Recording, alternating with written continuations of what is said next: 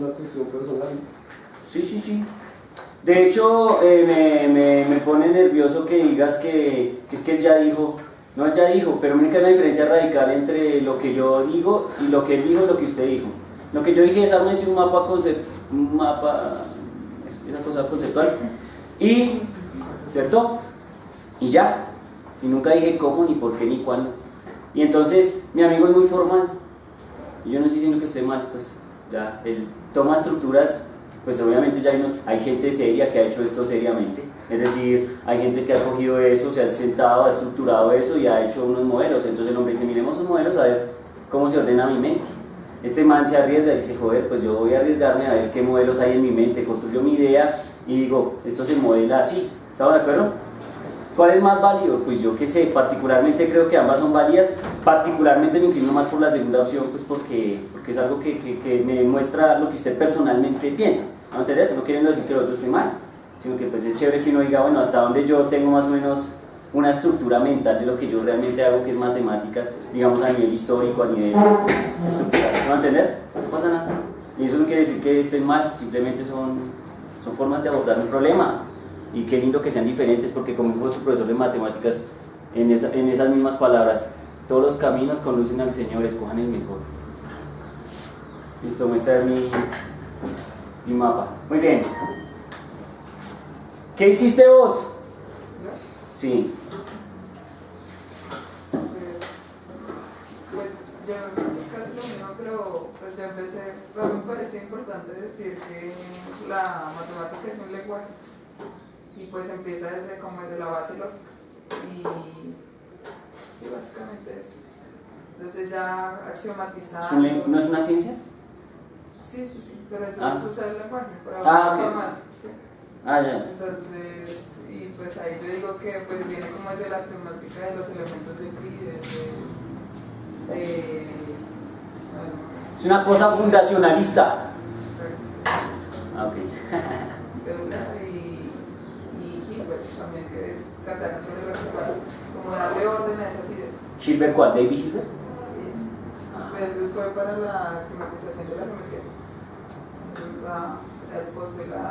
Él da axiomas, postulados, y ahí empieza a darle orden a lo que es la matemática. Pues digamos que hay gente que incluso dice que la matemática es muy estética. ¿Es muy qué? Estética. Estética. Sí. O sea, como un arte. Exacto. Y ya ahí sí, bueno, con todo ese conjunto y con toda la investigación de los matemáticos, pues ya se divide en ramas. ¿Qué ramas hay? Nómbrame ramas. Pues partimos de matemáticas aplicadas y matemáticas no aplicadas.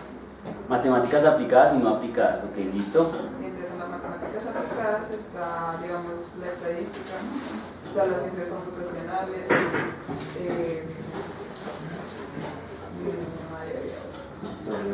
los sistemas dinámicos, pero eso también es análisis. Sistemas dinámicos. La física.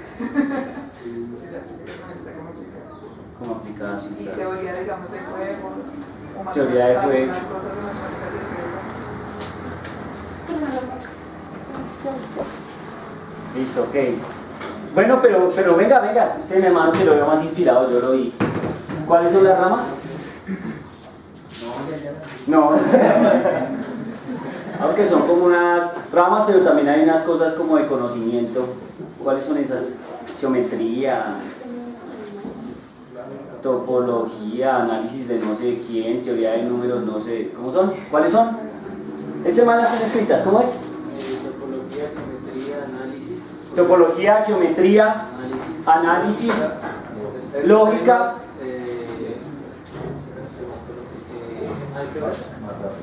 Álgebra. Teoría de números. Ya he hecho, creo que. Teoría de números.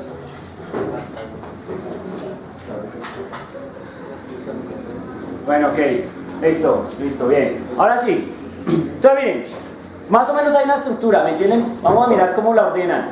La gente que estudia licenciatura en física sabrá que pues de alguna forma sí resultará interesante estructurar el orden de la matemática, porque al fin y al cabo nosotros también estamos embuidos ahí de alguna forma. Estamos de pronto más desde el enfoque, como dijo una amiga, aplicadas a. Aunque yo tengo una pregunta. me surgió una pregunta inquietante sobre si la física es una matemática aplicada o no. Pero eso sí es porque es un problema de que yo soy licenciado en física y ya me pongo nervioso.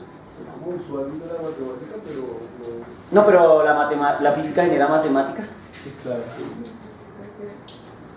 No, porque es que eso ya se pone muy filosófico y este curso se llama epistemología, entonces pues está chévere.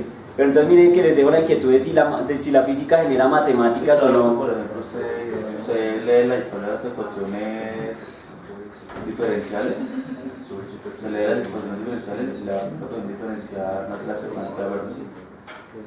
La ecuación de Bernoulli. Ah, no, la ecuación de Bernoulli, estructura de Bernoulli. Bernoulli-Riccati, ¿qué llaman? No, esa es otra. Sí, La misma Bernoulli-Riccati. La ecuación diferencial, pues, que está como una disciplina de matemáticas, pero desde origen se originó de la física. Ok, interesante. Los grupos hamiltonianos también lo utilizan en física mecánica y eso fue Sí. físico, ¿no? Sí, claro, con Hamilton. No, les pregunto porque incluso hay estructuras matemáticas exóticas que surgen en física, como por ejemplo el delta de Dirac. ¿Cierto? Que de hecho para los matemáticos de la época eso es una cosa como bien, como una aberración sospechosa, como este man que se está inventando si esto ya está cuadrado. Pero entonces el delta de Dirac es una estructura matemática que surge pues en la física, más allá de cualquier duda, que es pensada para pulsos unitarios, digamos. ¿Estamos? Bueno, ok, pero bien interesante. De todas maneras, eso obviamente tiene doble dirección, ¿me entienden? Y creo que en cualquiera de las otras ramas me imagino que debe ser así, es decir, la matemática dice que esto se aplica, aquí aplicamos, aquí hacemos, pero de pronto les devolvemos, es decir, oiga, les devolvemos, y es una cosa, una simbiosis, sin nada tener, es ambiguo, que a veces uno solo lo ve en una dirección y no creo que es una doble vía. Papito, ahora sí, porque qué pena, mi hermano, ya está cansado ahí. Háganle, mi hermano. Aquí sí metió este señor. ¿Se alcanza ese tablero? Sí, no, sí. Ah, sí, bueno. Bueno, entonces digamos hablando un poco del enfoque del cuadro, yo lo que hice fue tomar algo así como lo que hizo David, investigar cómo ¿Quién es David? Él. Ah, técnico, perfectista, muy bien.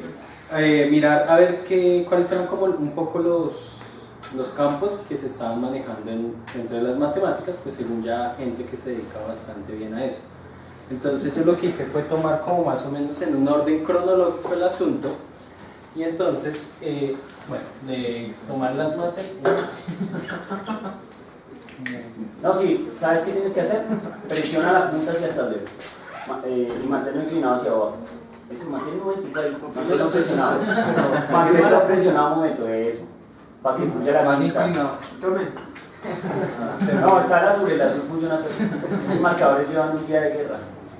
Es falta de técnica ir al gol de la forma. Entonces, matemática. Ahí está como húmedo el tablero. Sí, ¿será que es la humedad? Sí. A ver si ese es. Los marcadores han guerreado. La vez que me tocó, sí. A mí me tocó limpiar, en la Universidad Distrital Francisco José de Caldas, sede tecnológica, me tocó limpiar un tablero donde habían hecho un graffiti muy lindo, al mejor estilo Gijo y Ra. ¿Estamos? Y entonces me tocó limpiarlo con un marcador de esos, pues se acabó la tinta. Ah, claro. Ahora creo que sí se acabó. Muy bien, a ver. Bien. Entonces, yo partí básicamente, matemáticas. Y entonces empecé a... Póngale tinta y si no me entonces, yo partí como desde empezar a mirar lo que es la lógica, el análisis, la teoría de números, la álgebra abstracta y la topología junto con la geometría. Pero entonces yo las miré un poco como desde un punto, averiguando qué era cada cosa, pues se alcanza a establecer como una cronología entre la aparición de cada una de estas ramas. Entonces yo inicié... Pero entonces, ¿vas a escribir primero las ramas o vas a...? No, una por una. Ok, listo. Y ahí vamos mirando, porque es que unas se entrecruzan entre la historia con otras. Sí, no es posible decir que primero apareció la lógica, digamos, antes de Cristo y después sí. No, si no hay una cosa lineal, eso es... O sea, cada una va interviniendo a su vez. Digamos, el primer ejemplo se ve con la lógica. Entonces, la lógica básicamente contiene los fundamentos de las matemáticas, en el sentido tanto de su lenguaje como de su estructura y expresión, de ahí en adelante, ¿sí? Entonces nosotros dentro de la misma lógica encontramos 4 divisiones muy importantes, hay varias, pero digamos que la primera que vale la pena resaltar un poco es la teoría de modelos.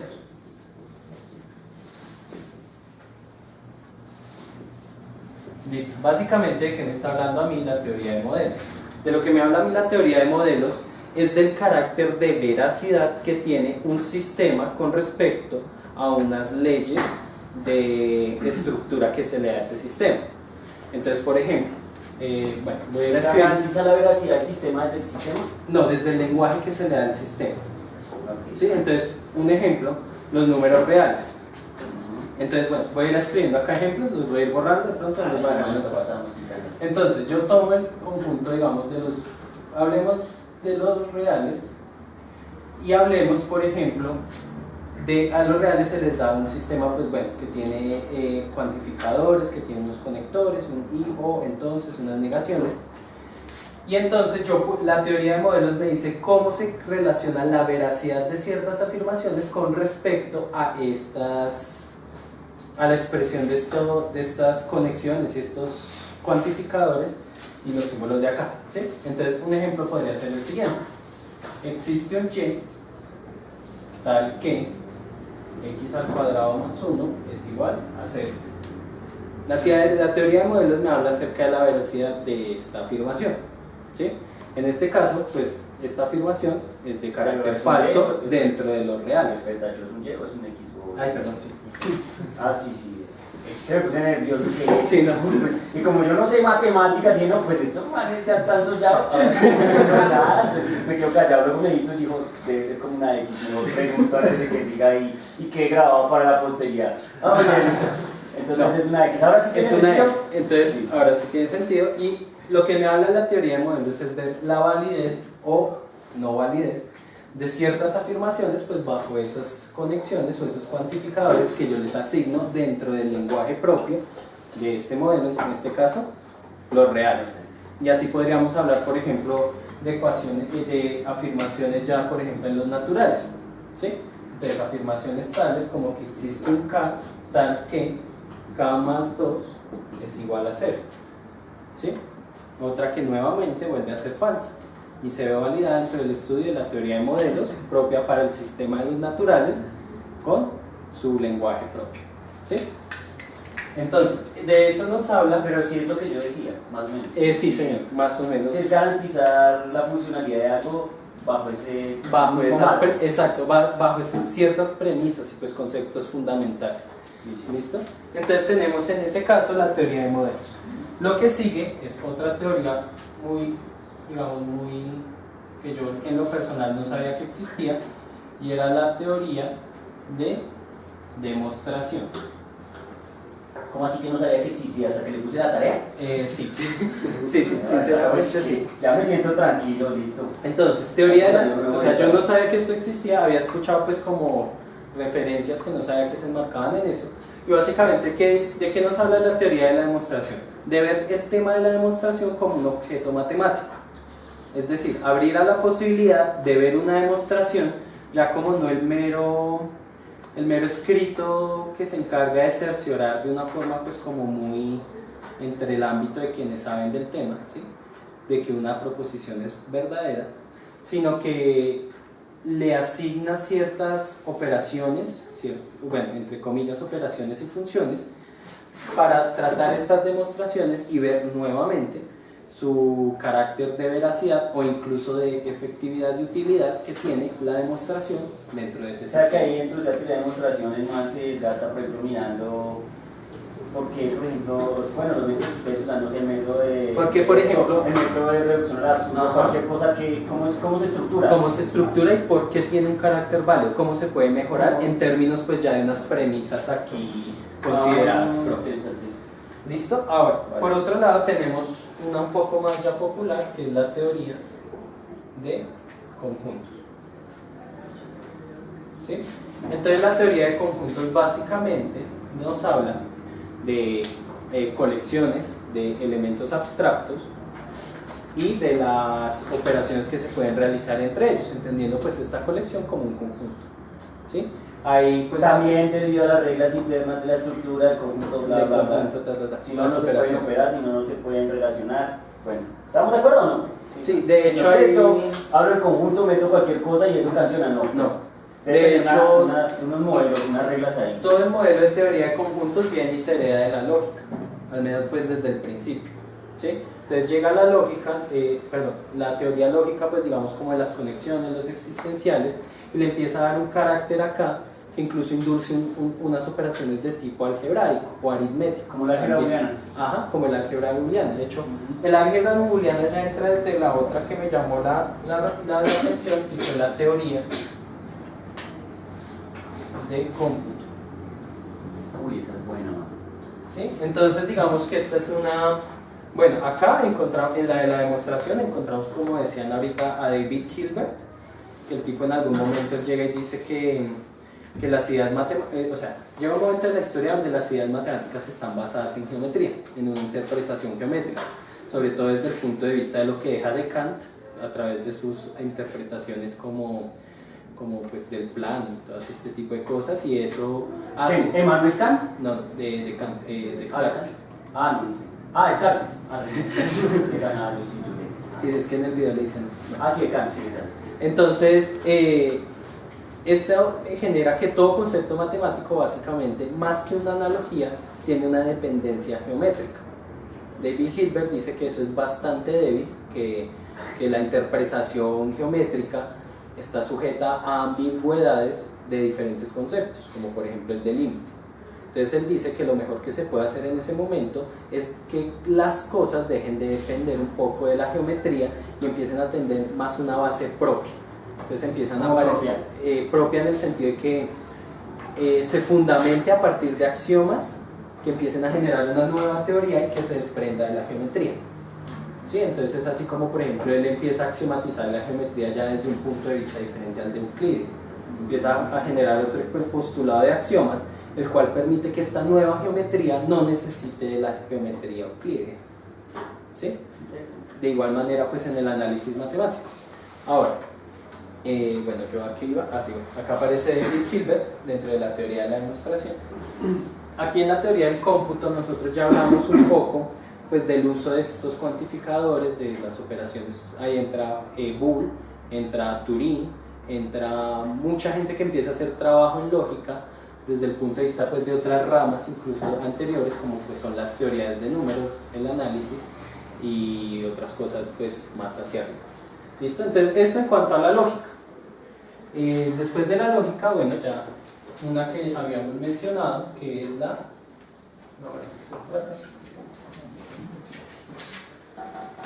la teoría de números. ¿Sí? Tengo una pregunta, espera. Sí, sí. Ahorita vas a meterle, digamos, a este cuadro la parte histórica. No, lo vas a hacer con la rama irla así ya. haciendo, sí, o sea, pues al cuadro como tal no, sino pues ir haciendo como la explicación. Solo vas a contar que por ahí aparece un fulano, como por ejemplo en el caso de Sí, demostración de David. David Hilbert, de Turing, de todas esas Listo, sí. sí. Entonces, bueno, digamos hablando un poco, antes de seguir a la teoría de números, uno en la lógica encuentra en el siglo XIX a personas como John Venn, a quien le debemos pues un poco la interpretación de conjunto desde el punto de vista del diagrama pues, que lleva su nombre, y también encontramos a un señor llamado, George Boole.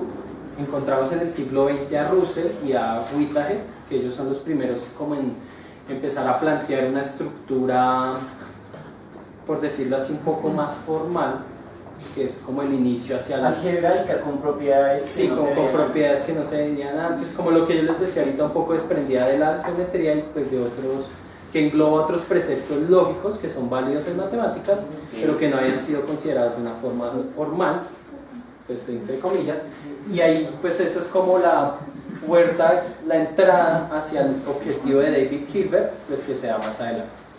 Listo, entonces ya que hablando de la teoría de números, digamos que esta es una rama bastante extensa de las matemáticas. Se puede resumir la teoría de números como la rama de las matemáticas que estudia las propiedades de los números enteros en principio. como un juego. En sí y no, porque sí, o sea, sí hay bastantes juegos. A través de la teoría de números se puede resolver bastantes juegos, digamos, recreativos, por decirlo así. No, yo no me refiero a eso. Entonces, Me refiero a que la teoría de números, yo no sé, bueno, no sé en Colombia cuánto la gente le jale a la teoría de números o no, yo creo que más bien poco, que la gente en Colombia haga teoría de números, no sé qué tanto hagan, de pronto como dicen ustedes, yo creo que hacen más análisis funcional y esas cosas, pero digo que la teoría de números en mi visión, ¿no? En mi humilde visión, no soy matemático, pilas no lo voy a decir, que es como un juego, ¿aló? sí, Surge como un juego de necesidad de encontrar patrones. sí, de hecho. Es mantener, o sea, es como encontremos patrones Exacto. En principio, digamos, acá se estudian como propiedades de recursiones e iteraciones. Entonces, digamos, se encuentran, por ejemplo, pues algunas historias en el ámbito histórico, ¿sí? Como la analogía de la tortuga y Aquiles. Ah, sí, por ejemplo. Sí, por ejemplo. Entonces, la teoría de números empieza a estudiar allá las propiedades que tiene cada uno, pues, de los enteros dentro de esta historia, de estar dividiendo y dividiendo, mientras la tortuga pues en algún momento sí teoremas infinitos y cosas exactamente exóticas. Sí, es por eso digo que es como un juego. A mi criterio es, humildemente es un juego, es decir, como que uno busque patrones de comportamiento en los números, de hecho, qué tipo de recurrencias tienen o cómo se generan o cómo están relacionados.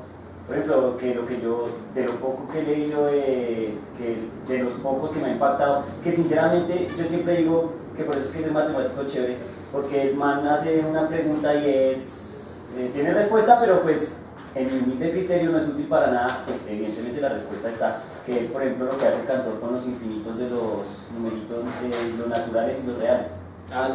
Sí, que dice, no, es que el infinito de los reales es tantas veces el infinito de los naturales. Cardinales. Sí, exacto, nos vemos.